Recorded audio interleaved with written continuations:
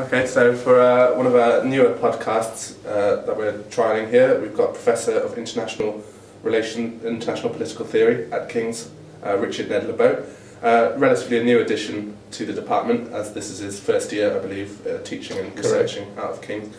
And we're just going to have a short interview with him. Professor Lebow, well, as you know, I'm one of your students, so I know more of your background than perhaps others might. If you could give me just a short background of your career before King's, as I know it's a relatively long and illustrious one. Well, I'll give you a very brief background because it's been a very long career and would otherwise take up the interview. Sure. This is now my 48th year of university teaching, with, of course, time off for good behavior in between. I trained in political science, although I studied history when I was an undergraduate as well, and I am a kind of self-trained psychologist, so I bridge psychology, political science, history, and to some degree classics. And I've always been interested in two fundamental kinds of issues. One is conflict and what we can do about either minimizing or regulating it.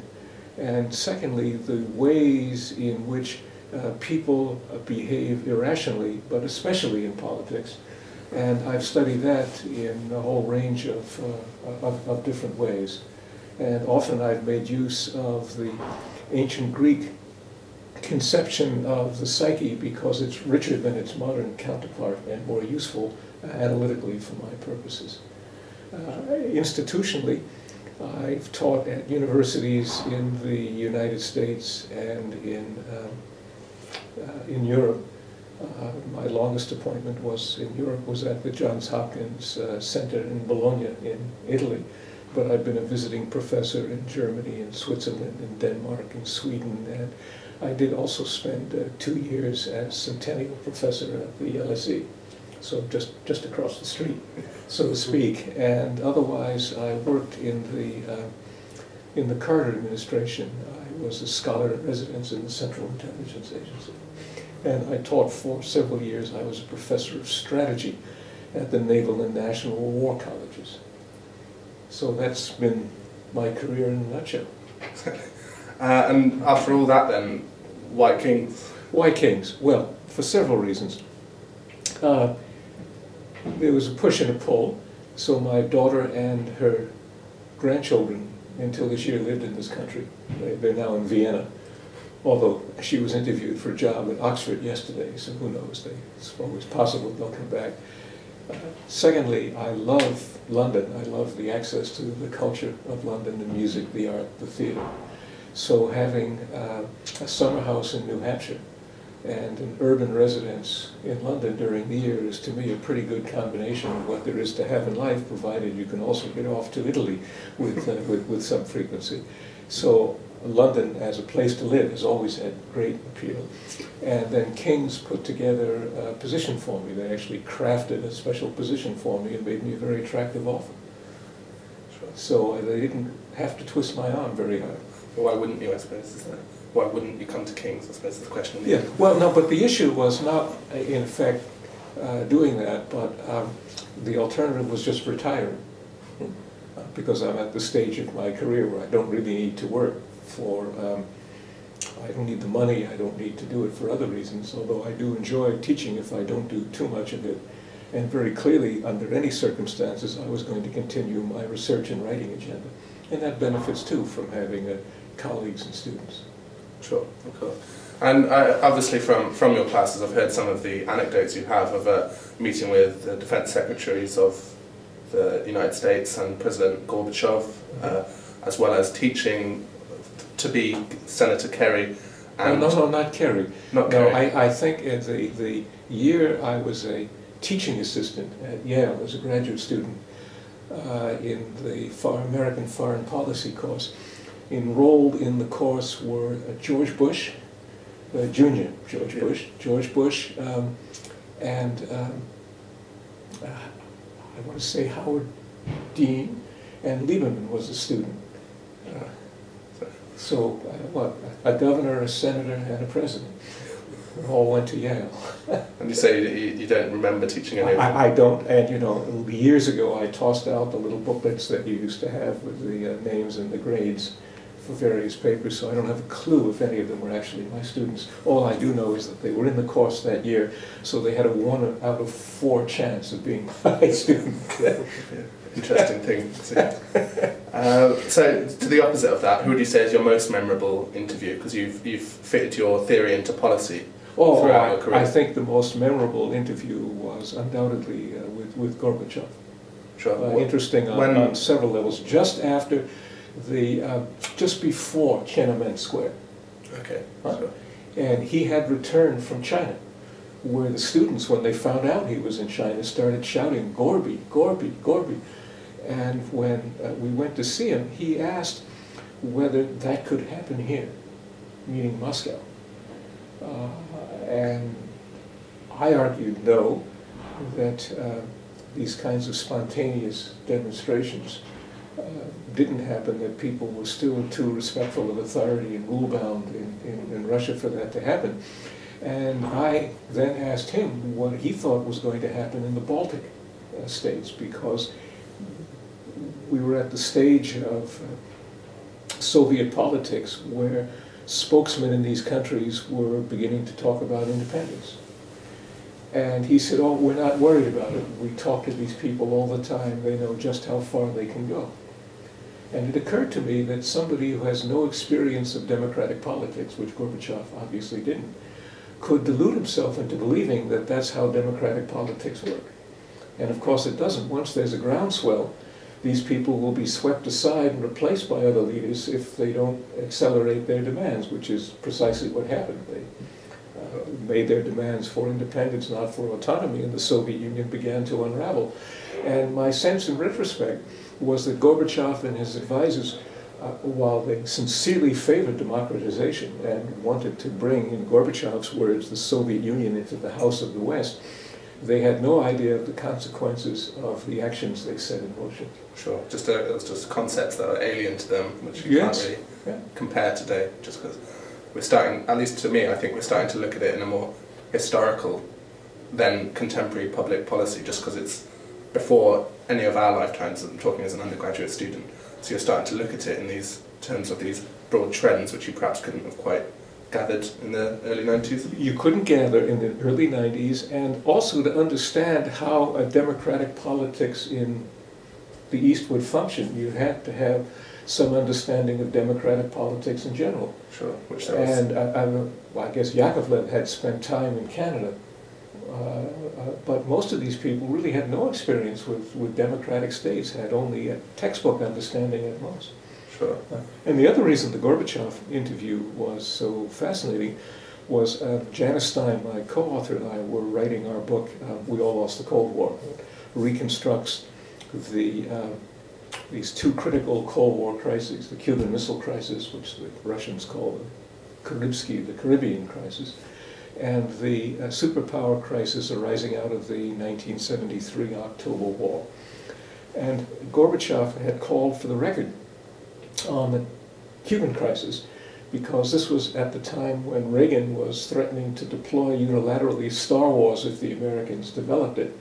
And Gorbachev felt this could provoke a Cuban crisis in reverse. He found out there was no written record. Khrushchev had made sure of that. So he commissioned Alexander Alexeyev, who had been the KGB resident and then the ambassador in Cuba, to do this oral history.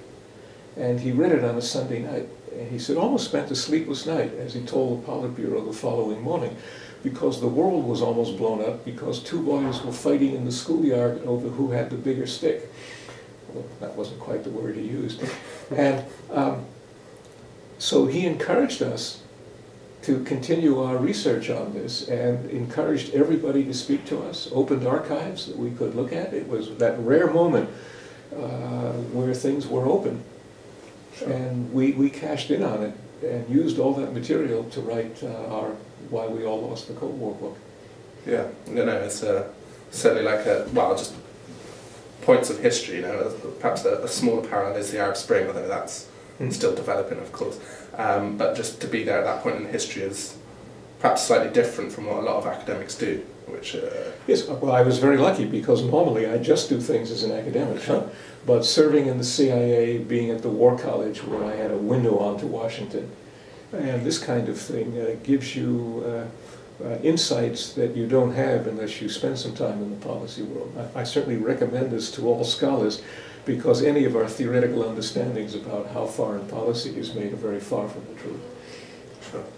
So, and obviously I'm in one of your modules for my final year undergraduate. You also teach some master's courses, I believe.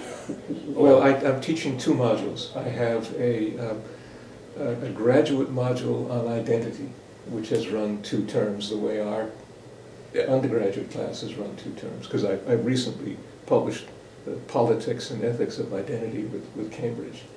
So this class not only builds on the book, but my broader interest in questions of identity and politics. Sure, and from that, I mean, it may sound like a leading question, don't feel the need to not offend me, but after say 48 years in teaching, you still get value from these classes? I mean, yes, to be at the, as you say, towards the end of your career. Yeah, if I can teach a couple of hours a week, sure, that's ideal, because you have contact with young people. You get a sense of what they're thinking and what they're interested in, which is very useful. You have a forum for working out ideas that you're still working through yourself. And to really know something well, you have to teach it and write it. Sure. So they're very beneficial procedures for scholars. Sure, yeah, because I have the idea that some people can sort of lose touch with that and just go into the research mindset without somebody, I think, what you tell them to